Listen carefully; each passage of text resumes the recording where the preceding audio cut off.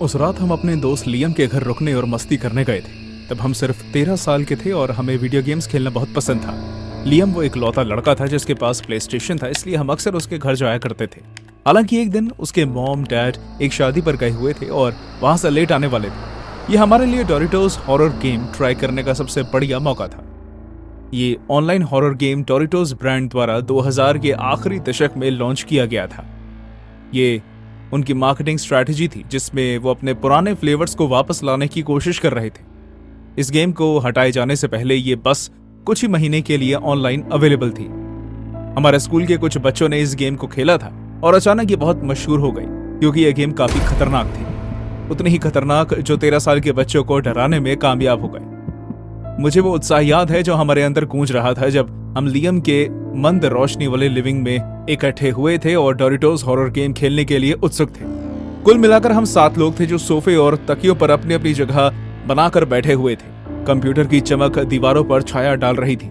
Liam को हमेशा हर चीज की जल्दी रहती थी, लेकिन उस रात वो और भी ज्यादा उत्तेजित लग रहा था। उसकी आंखें चारों ओर घूम रही थी जैसे कोने से छलांग लगाने की उम्मीद कर रहा हो। जैसे ही खेल शुरू हुआ मैंने लियम को खुद से फुसफुसाते हुए देखा। ये आदत उसके बचपन से थी, लेकिन इस बार उसकी इस हरकत में मेरे रोंगटे खड़े कर दिए। वो कुछ अजीब सा बर्ताव कर रहा था। ये सिर्फ एक गेम है, उसने हमसे नहीं बल्कि खुद से फुसफुसाते हुए कहा। हमने भी उसकी इस बात को नजरअंदाज कर दिया और उस गेम के खौफ में मग्न हो गए। गेम भयानक थी जिसकी उम्मीद हम में से किसी ने भी नहीं की थी। इस खेल ने हमारे दिमाग के साथ चाल चली और खेल की दुनिया और हमारी वास्तविकता के बीच की रेखा को और धुंधला कर दिया। एक लेवल में हमें एक औरत का रोता हुआ भूत दिखाया गया जो मेरे हिसाब से आखिरी ट्रिगर था। लियम ने अचानक से गेम रोक दी। उसके साथ उसके हाथ कांप रहे थे। क्या तुम लोगों ने देखा? वो परछाइयां, वो हमें देख रही थी, उसने फुसफुसाते हुए कहा। उसकी आवाज में कर्कश थी। हमने उसकी बात हंसकर टाल दी, ये सोचकर कि लियम सिर्फ अजीब बातें कर रहा है। हम नहीं जानते थे कि ये बस एक शुरुआत थी। जैसे जैसे गेम आगे बढ़ी हम सच में बहुत डर गए। लियम के बर्ताव में पागलपन बढ़ गया। वो हर आहट पर कांपने लगा। उसकी आंखें बड़ी होने लगी और उन्होंने झपकना भी बंद कर दिया। वो रहे वो, उसने रहस्यमयी आवाज में डराते हुए कहा। वो हम सब के लिए आए हैं। शांत हो जाओ लेम, ये सिर्फ एक गेम है। मैंने उसे शांत करने की कोशिश की, लेकिन मेरी अपनी आवाज कमरे में तनाव होने की वजह से लड़खड़ा गई। नहीं एड्रियन, तुम समझ नहीं रहे हो। लियम की आवाज अब चीख में बदल गई। ये सिर्फ गेम में नहीं है, ये सब इस कमरे में है। ये हमें अपनी दुनिया में धकेलना चाहते हैं। हम सब उसकी बात सुनकर हंसने लगे, लेकिन हमारी हंसी फौरन बंद हो गई जैसे ही लियम लड़खड़ाकर अपने पैरों पर खड़ा हुआ। उसकी चाल अजीब हो चुकी थी। वो सीधे किचन में गया और हमने ड्रॉर खुलने की आवाज सुनी और फिर सामान गिरने की भी। आखिर वो कर क्या रहा है? रेचल ने पूछा। टीवी की कम रोशनी में उसका चेहरा फीका पड़ता हुआ दिख रहा था। शायद वो हमें सिर्फ डराने की कोशिश कर रहा है, मार्क ने जवाब दिया, लेकिन उसकी आवाज में कॉन्फिडेंस नहीं था। लियम को किचन में गए हुए अब काफी वक्त हो चुका था, लेकिन वो अब तक बाहर नहीं आया। जब वो आया तो उसके हाथ में एक चाकू था। उसकी आंखें लाल थी और उनमें जंगली वन दिखाई दे रहा था। ऐसा लग रहा था जैसे हम उसे जानते ना। उसने हमारी तरफ चाकू दिखाया। उसके हाथ कांप रहे थे।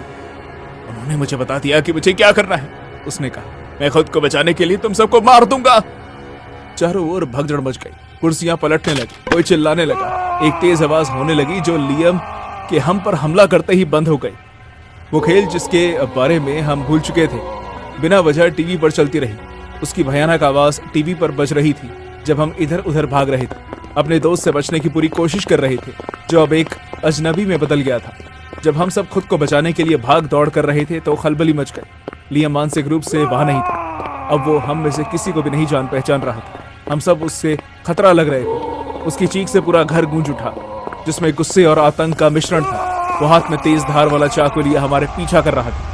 जब वो मार्क के पास पहुंचा तब जाकर हमें एहसास हुआ कि ये सब जो भी हो रहा है वो असली है। मार्क ने खुद को बचाने के लिए अपना बायां हाथ आगे किया, लेकिन लियम ने उसे मक्खन की तरह काट दिया। मार्क का खून जमीन पर फैल गया और बाकी सब चिल्लाने लगे।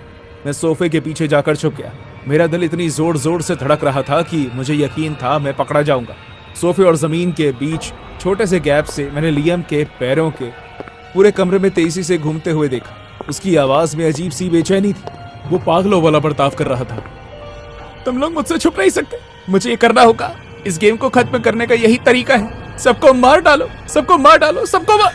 उसके शब्दों को चीजों के फेंके जाने और फर्नीचर के उलट पलट होने की आवाज से विराम लगा। रेचल हम सबसे ज्यादा बहादुर थी।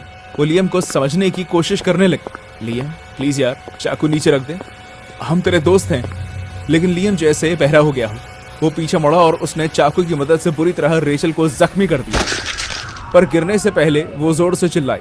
मैंने डरते डरते ऊपर उठकर देखा तो रेचल की बाएं आंख से खून बह रहा था, उसकी गर्दन तक आ रहा था। स्थिति अब हद से ज्यादा आगे बढ़ गई थी।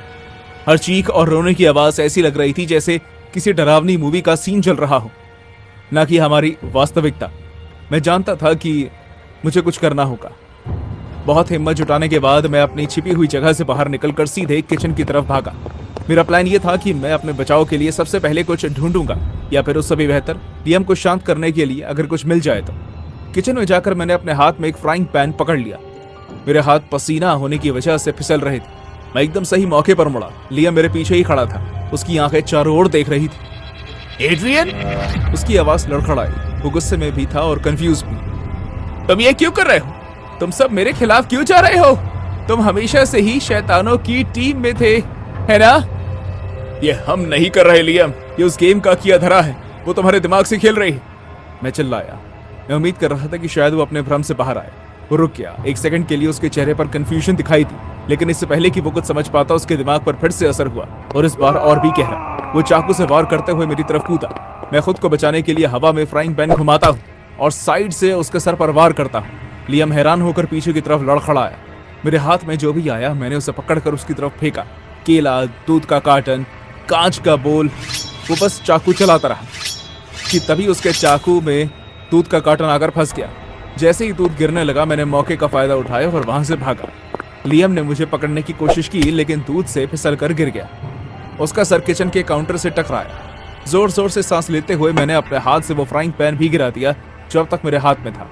मेरा पूरा शरीर कांप रहा था। उसके बाद जो सन्नाटा हुआ, ऐसा लग रहा था जैसे हम सब बहरे हो गए। दूर से पुलिस की गाड़ी की आवाज आई। किसी ने पुलिस को फोन कर दिया था। मेरे बाकी दोस्त दरवाजा खोलकर पड़ोसियों के घर भाग गए थे। पुलिस वक्त पर अंदर आ गई क्योंकि लियम वापस से उठ खड़ा हुआ था और इतने में 2 पुलिस वालों ने उसे पकड़ लिया। जब लियम के पेरेंट्स आए तब उन्होंने जो दृश्य देखा वो भयानक था। फर्नीचर उलट गया था, कालीन और दीवारों पर खून के धब्बे थे और उनका बेटा, उसके हाथों में हथकड़ी लगी हुई थी और पुलिस उसे ले जा रही थी। रिकवरी स्लो थी। शारीरिक रूप से घाव भर गए थे लेकिन मानसिक घाव बने रहे। हम हॉस्पिटल में लियम से मिलने गए जहां वो मनोरोग की देखभाल में था। उसे वो रात याद नहीं थी। जब हमने उसे उस रात के बारे में बताया तो उसके चेहरे पर डर और अविश्वास का भाव था जिसने हमारा दिल तोड़ दिया। उस दिन हमने अपने दोस्त के एक हिस्से को खो दिया। तो दोस्तों, कैसा लगा आपको ये वीडियो? अगर ये वीडियो पसंद आया है तो प्लीज चैनल को सब्सक्राइब करके बेल नोटिफिकेशन दबा के ऑल पर कर लें और वीडियो को लाइक करना ना भूलें और कमेंट में बताएं कि कैसी लगी आपको ये कहानी।